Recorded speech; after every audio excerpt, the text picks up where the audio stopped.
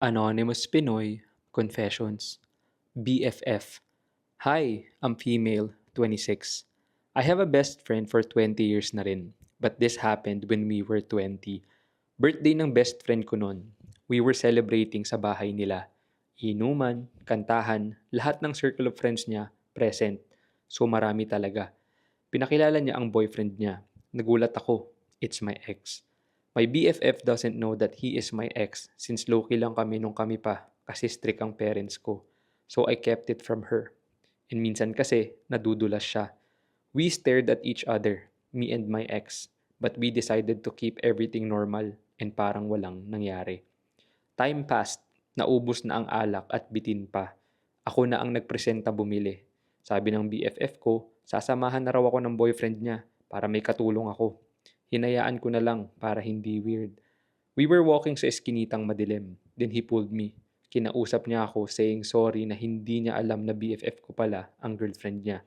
He told me that he still loves me and he was only using my BFF para makalimutan ako. He tried to kiss me and kung saan-saan na napunta ang kamay niya hanggang sa hinawakan niya ang puwet ko. And boom, nag-quickie kami. Like sobrang quick lang kasi nasa public place kami. We went back sa house na parang walang nangyari. Dala ang mga alak at yelong binili namin. Weeks passed. I found out that I was pregnant. Nag-usap kami ni ex and we decided to keep it a secret hanggang sa makahanap kami ng perfect time i-reveal. 6 months passed and my belly was getting big. Nahahalata na talaga. So sinabi na namin. Nagalit sa akin ang BFF ko. Bakit hindi ko raw inamin? After confessing to my BFF, I got so sick. Suka ng suka.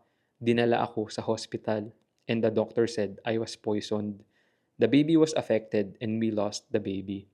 My ex was crying nonstop. He was begging me to come back and to try again with him dahil mahal na mahal niya ako and nag-e-expect na talaga siya to have a family with me. Then nag-message ang BFF ko sa ex ko. Masyado kasing nag-enjoy ang ex mo sa kinakain niya. Hindi niya nalasahan ang nilagay ko.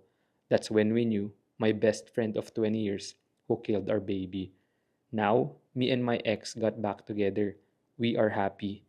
We are getting married next year and we will be celebrating our daughter's first birthday this November.